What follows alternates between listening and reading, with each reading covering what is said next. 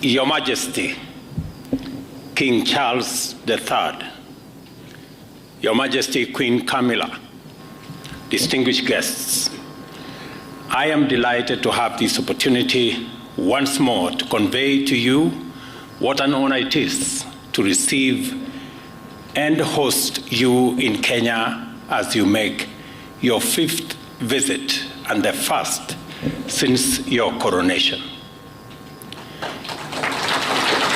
It is our hope that through our world-renowned hospitality and the Kenyan people's spirit of enterprise and innovation, as well as the land's scenic beauty and tourist charm, our country will live up to its reputation as magical Kenya and exceed your expectations. In due course, you will have occasion to tour many areas of great personal significance for you and your family, and many others of equal historic significance and importance for both our countries. You will witness the immense accomplishments made by Kenya and the United Kingdom during 6 decades of strong, dynamic, and fruitful bilateral relations, as well as exemplary events which took place over 7 decades ago. We note with deep admiration your commitment to the conservation of biodiversity and climate action, the youth, and innovation.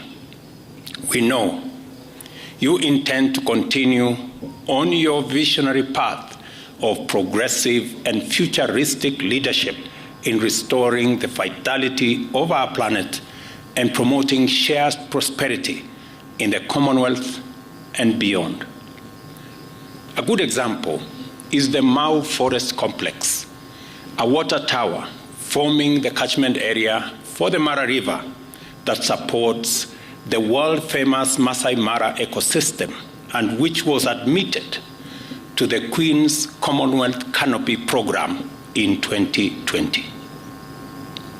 We also note with appreciation your expression of willingness to acknowledge the painful aspects of our shared history, your exemplary courage and readiness to shed light on uncomfortable truths that reside in the darker regions of our shared experience are also very commendable.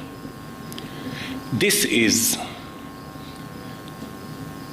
a highly encouraging first step under your leadership to deliver progress beyond tentative and equivocal half measures of past years. We are therefore confident that under your visionary leadership, the Kenya-United Kingdom relations will continue to prosper for the benefit of our 2 countries and peoples. We also note your commitment to the Commonwealth and the will to sustain the transformational momentum to make it an exemplary community of nations distinguished by unity of purpose, inclusive progress, and shared prosperity. Your visit, therefore, provides us with an opportunity to close ranks within the Commonwealth family in order to provide an inspiring beacon of hope in the possibility of transformative collective action on an ambitious and global scale.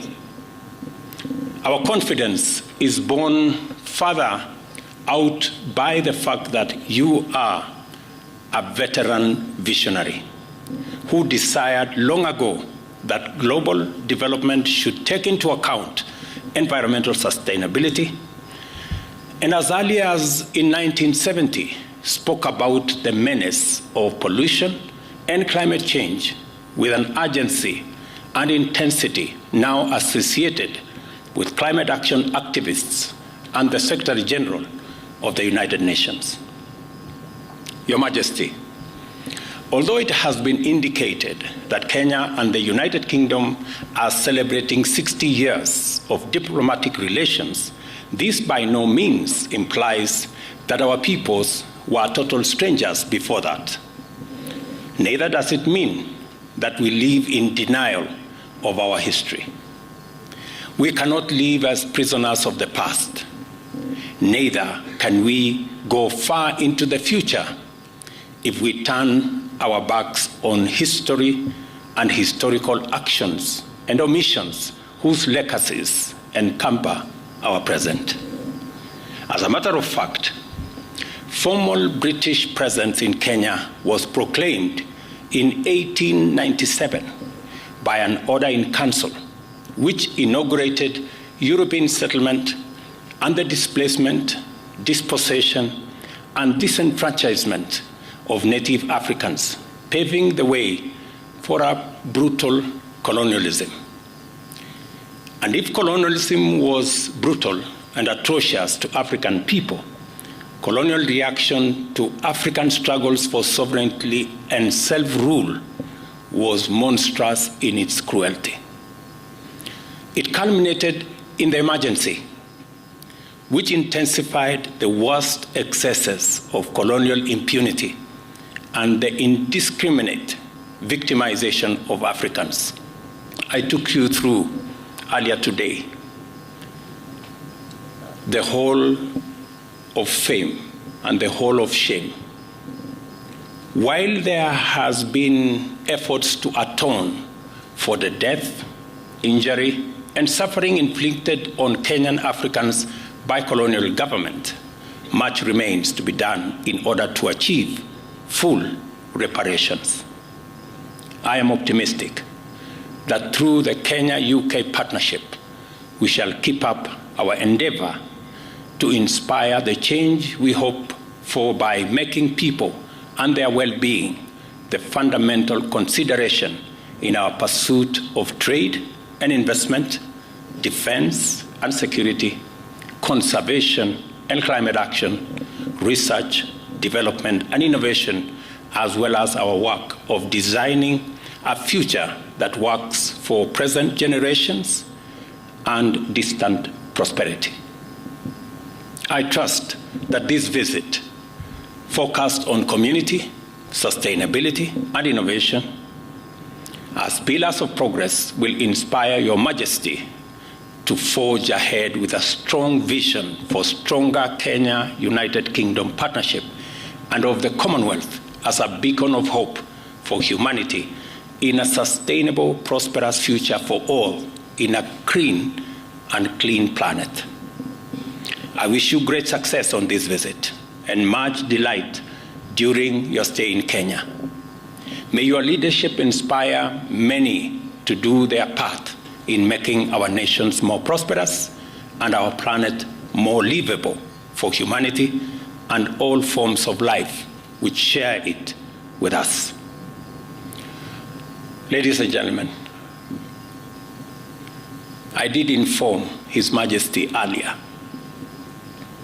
that in Kenya there is a concept called kingpin, and there is a contest for kingpins around Kenya. Different regions have different kingpins. And there is a vicious contest for this kingpin position, which literally amounts to not so much. But this week, all contests about kingpins have been suspended because the king himself is in town.